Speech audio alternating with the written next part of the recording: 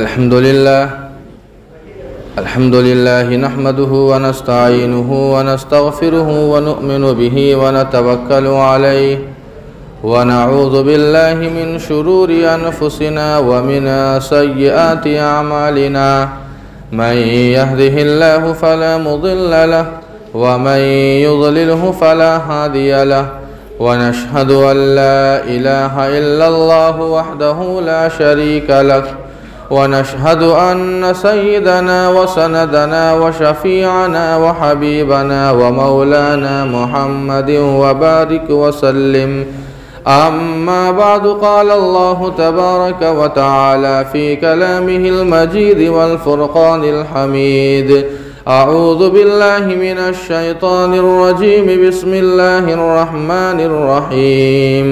सुम्म दना फ़तदल्ला फ़कान क़ाब क़ौसैनि औ अदना फ़अौहा इला अब्दिही मा औहा मा कज़बल फ़ुआदु मा रआ अफ़तुमारूनहु अला मा यरा वलक़द रआहु नज़लतन उख़रा इंद सिदरतिल मुंतहा इंदहा जन्नतुल मअवा इद यग़शा सिदरत मा यग़शा मा ज़ाग़ल बसरु व मा तग़ा लक़द रआ मिन आयाति रब्बिहिल कुबरा। सदक़ल्लाहु मौलानल अज़ीम व सदक़ रसूलुहुन नबियुल करीम व नहनु अला ज़ालिका लमिनश शाहिदीन वश्शाकिरीन वल्हम्दुलिल्लाहि रब्बिल आलमीन। मोहतरम हाज़रीन जुमा, अज़ीज़ान गिरामी और दूर दराज से तशरीफ़ लाए हुए हमारे दीनी ईमानी भाइयों, बुज़ुर्गों और दोस्तों, कुरान पाक की सूरह नज्म की ये आयत है जो आपके सामने पेश की गई है। चूँकि पिछले जुमा हमने और आपने सुना था कि वाक़े मेराज की इब्तिदा और वाक़े मेराज का पस मंज़र क्या है और मस्जिद हराम से मस्जिद अक़सा तक का जो सफ़र है जिसे इसरा कहा जाता है, अल्लाह ताला ने सूरह बनी इसराइल की इब्तिदाई आयात के अंदर उसका तज़किरा फ़रमाया है। सुबहानल्लज़ी असरा बिअब्दिही लैलन मिनल मस्जिदिल हराम इलल मस्जिदिल अक़सा। इन आयात के अंदर अल्लाह ताला ने मस्जिद हराम जो मक्कतुल मुकर्रमा के अंदर है, मस्जिद हराम से मस्जिद अक़सा बैतुल मक़दिस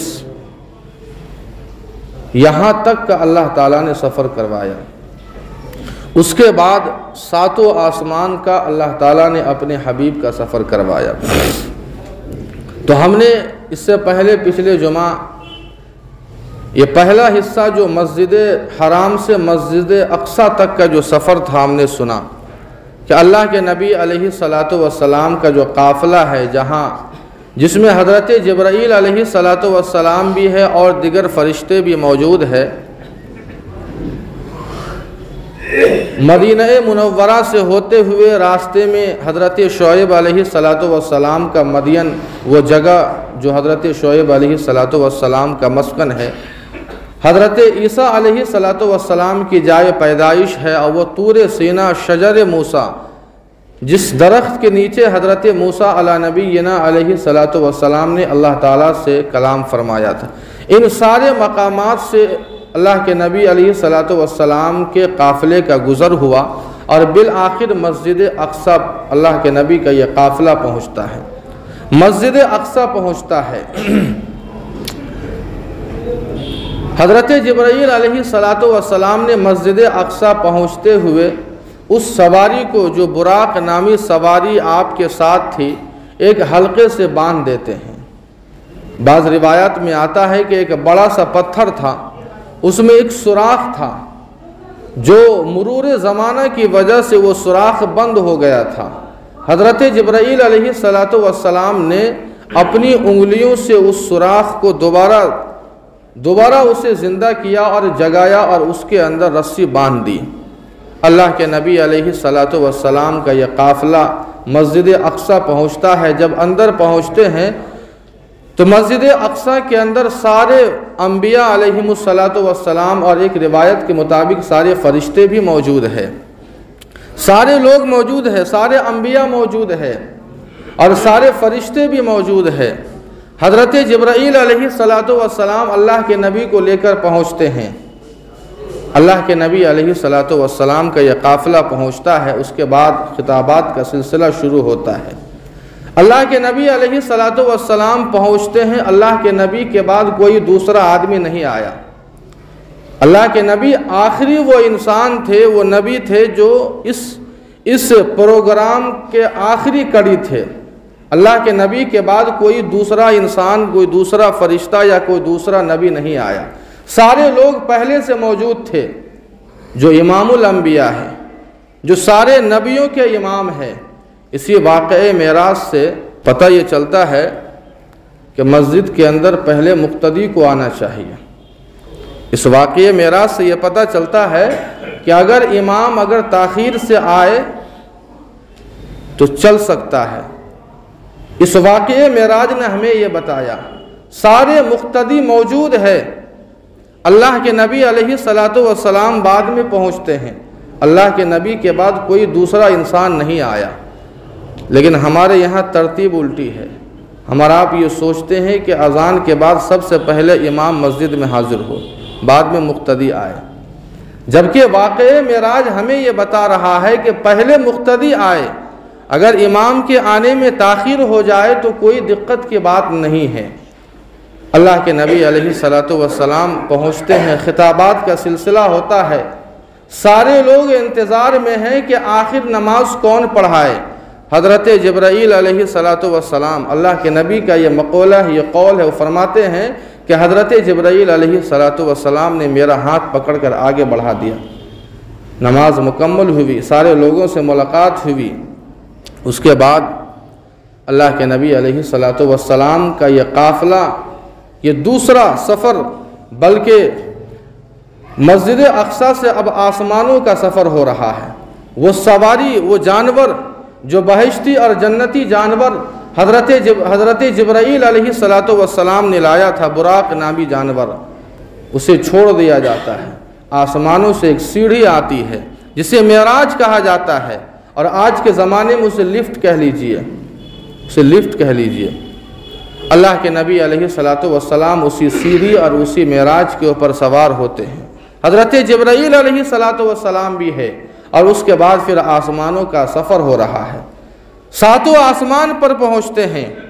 पहले आसमान पर भी पहुँचते हैं, दूसरे आसमान पर भी पहुँचते हैं, तीसरे पर भी, चौथे पर भी, पाँचवें पर भी, छठे पर भी और सातवें आसमान पर भी पहुँचते हैं। और हर आसमान पर अम्बिया से मुलाकात होती है। सातों आसमान पर जो अम्बिया है, अक्सर व बेशतर उन अम्बिया का नाम आम तौर पर हम आप भूल जाते हैं कि पहले आसमान पर किस नबी से मुलाकात हुई, दूसरे आसमान पर किस नबी से मुलाकात हुई, ये जहन में नहीं रहता है। इसलिए हम और आप एक लफ्ज़ को याद रखें, उससे हमें और आपको मदद मिलेगी। आयाहुमा, ये लफ्ज़ है आयाहुमा। पहले आसमान पर हज़रत आदम अला नबीना अलैहिस्सलातु वस्सलाम है, अलिफ के बाद आइन है। दूसरे आसमान पर हज़रत ईसा अलैहिस्सलातु वस्सलाम है। उसके बाद तीसरा हर्फ है या, हज़रत यूसुफ अलैहिस्सलातु वस्सलाम। उसके बाद चौथा हर्फ अलिफ है, या अलिफ ज़बर या, अलिफ से मुराद हज़रत इदरीस अलैहिस्सलातु वस्सलाम। उसके बाद पाँचवें आसमान पर हुमा, हा से हज़रत हारून अलैहिस्सलातु वस्सलाम। छठे आसमान पर हज़रत मूसा, हुमा मीम है, हज़रत मूसा अलैहिस्सलातु वस्सलाम। और आखिर में अलिफ है, अलिफ से मुराद हज़रत इब्राहीम अला नबीना अलैहिस्सलातु वस्सलाम। ये तरतीब है जिसे हम और आप समझ सकते हैं। इस लफ्ज़ को याद रखिए, आयाहुमा, उससे हमें मदद मिलेगी किस आसमान पर किस नबी से मुलाकात हुई।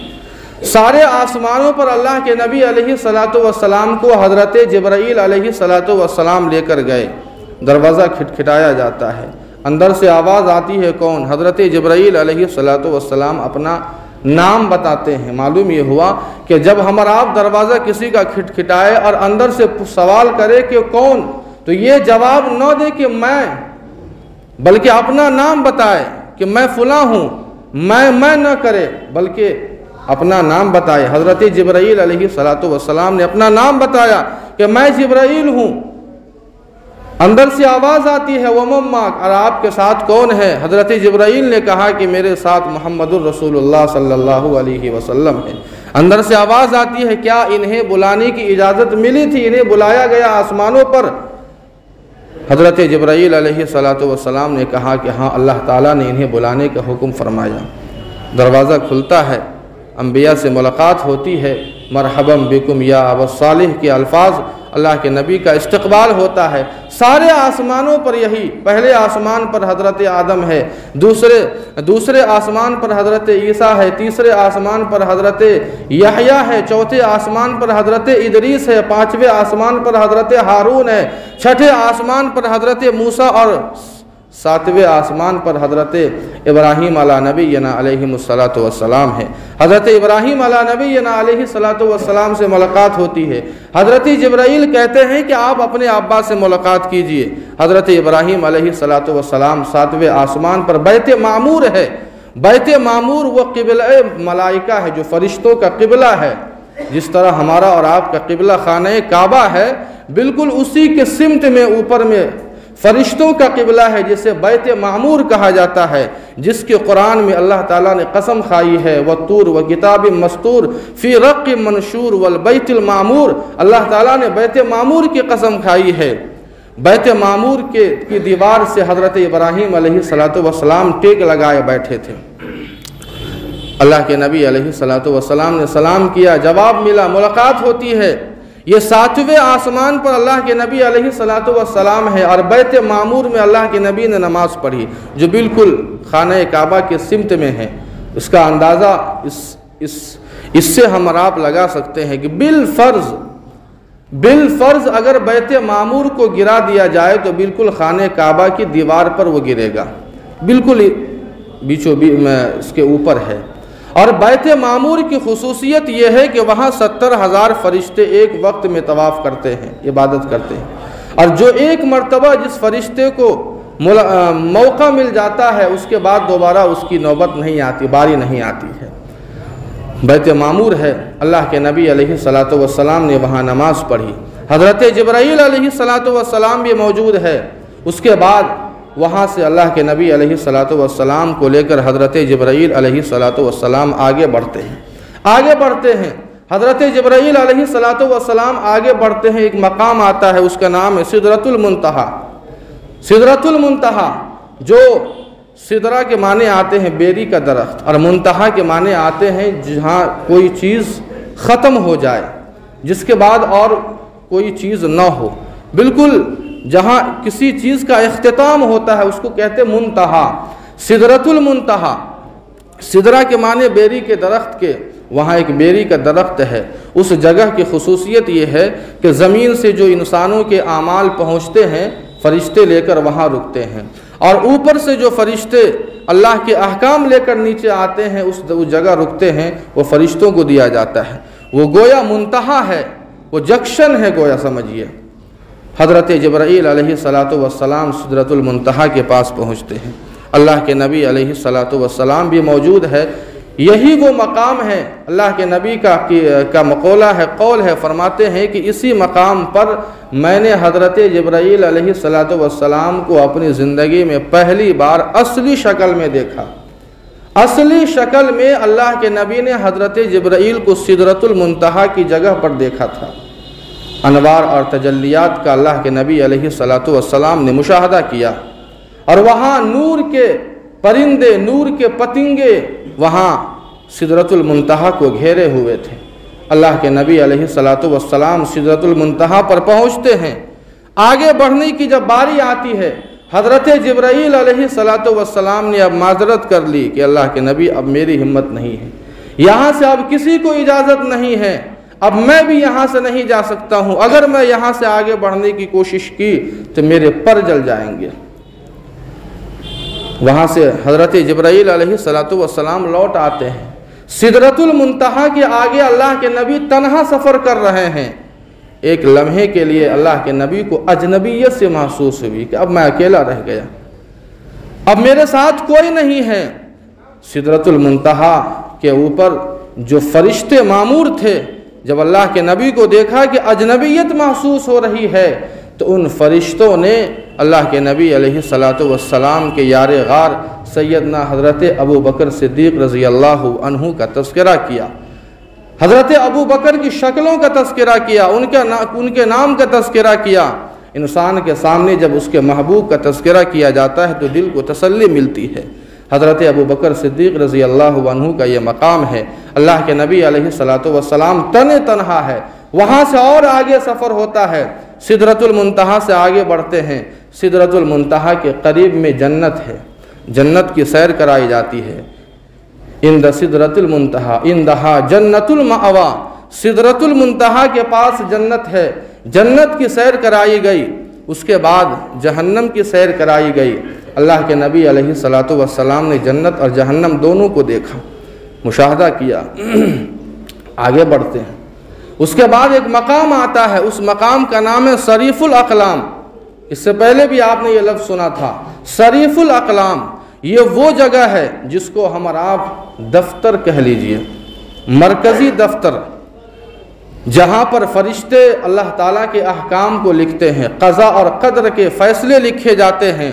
अल्लाह के नबी अलैहिस्सलातु वस्सलाम वहाँ पहुँचते हैं और अल्लाह के नबी ने कहा कि जब मैं वहाँ पहुँचा तो जो फरिश्ते अल्लाह के अहकाम लिख रहे थे, क़ज़ा और क़द्र लिख रहे थे, तो उस कलम के चलने की जो आहट होती है, जो आवाज़ होती है, वो भी मैंने सुना है।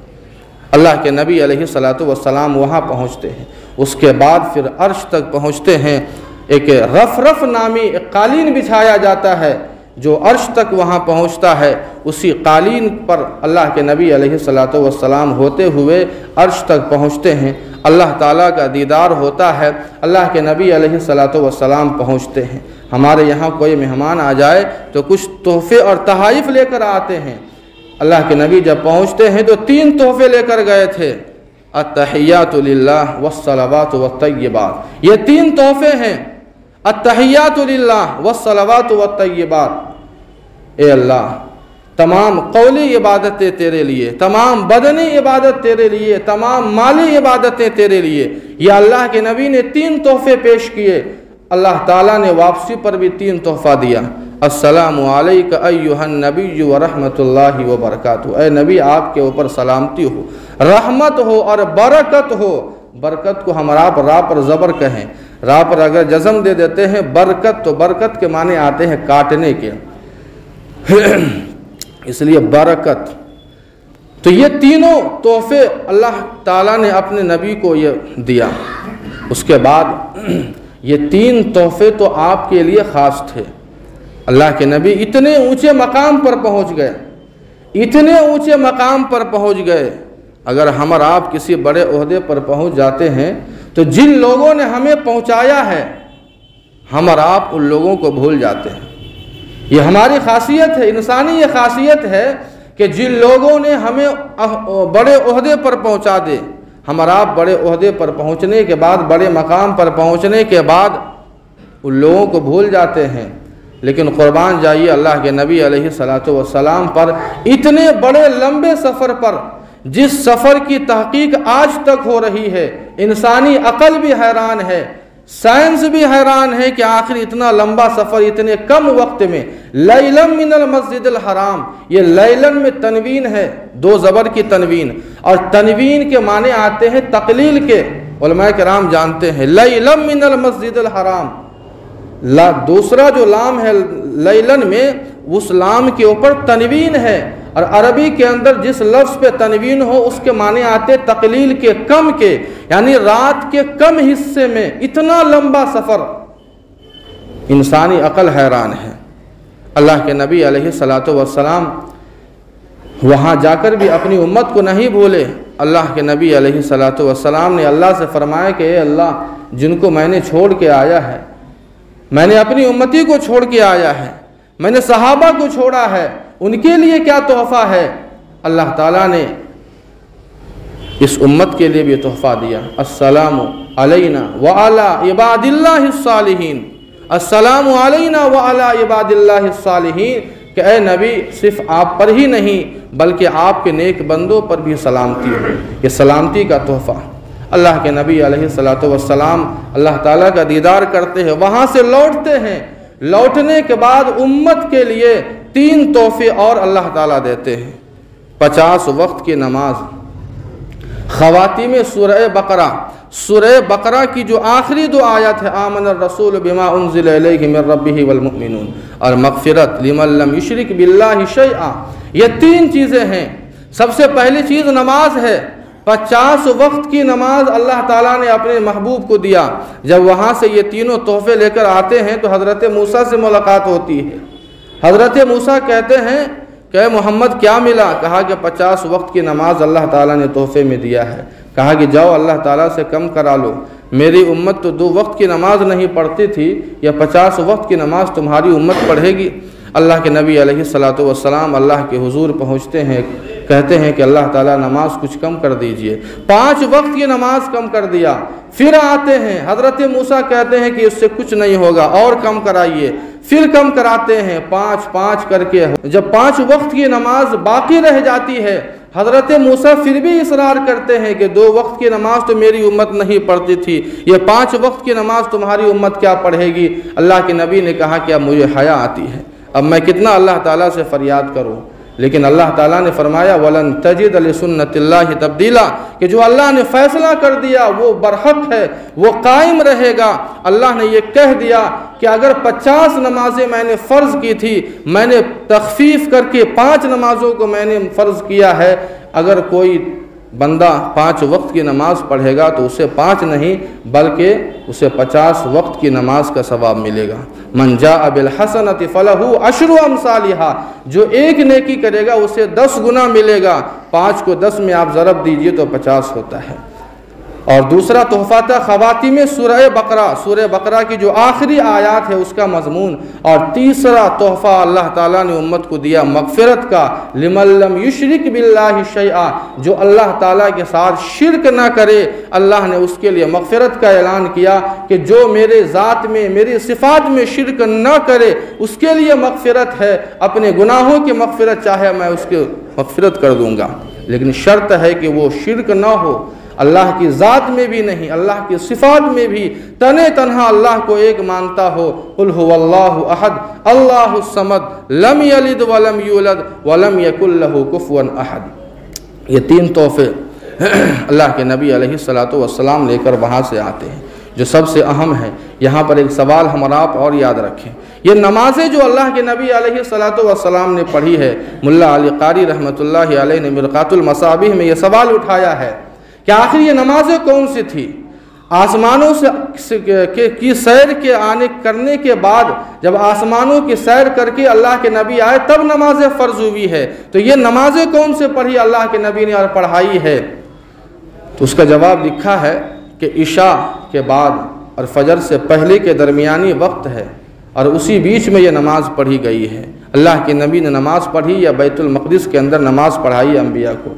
ये नमाज इख्तिसास है, नमाज खुसूसियत कहा जाता है, जिसकी हैसियत सिर्फ नफल की है। अब बाद रिवायत में आता है कि ये वही नमाज है जो अल्लाह के नबी शुरू से गार हिरा में तने तन्हा जाकर पढ़ा करते थे। अल्लाह के नबी अलैहिस्सलातु वस्सलाम नमाज का तोहफ़ा अपनी उम्मत के लिए लेकर आए। इतना बड़ा तोहफ़ा जो आसमानी तोहफ़ा है, जिस नमाज में अल्लाह ताला ने दुनिया और आखिरत की कामयाबी रखी है, हम और आप उस तोहफ़े से और उस नमाज से गाफिल हो चुके हैं। हज़रत शेख ज़करिया रहमतुल्लाहि अलैह ने फ़ज़ाइल आमाल में लिखा है कि ईमान और कुफ्र के दरमियान अगर कोई वजह इम्तियाज़ है, सेंट्रल लाइन अगर कोई चीज़ है तो वो सिर्फ़ और सिर्फ नमाज है, सिर्फ़ और सिर्फ नमाज है। कुरान पाक की एक आयत है, व इम मिन शैइन इल्ला युसब्बिहु बिहम्दिही वलाकिन ला तफ़क़हून तस्बीहहुम, दुनिया की हर चीज़ अल्लाह की तस्बीह बयान करती है। एक बुज़ुर्ग फरमाते हैं कि इसीलिए एक कुत्ता भी अल्लाह की तारीफ़ करता है, एक गधा भी अल्लाह की तारीफ़ करता है, एक खिंज़ीर भी अल्लाह की तारीफ़ करता है। ज़रा अपने दिल पर हाथ रख कर ये बताइए, इंसाफ कीजिए। आगे बुज़ुर्ग फरमाते हैं कि जब एक कुत्ता तारीफ करता है तो वो कहता है वयक़ूलुल कल्ब अल्हम्दुलिल्लाहिल्लज़ी जालनी कल्बा वलम यजअलनी हिमारा।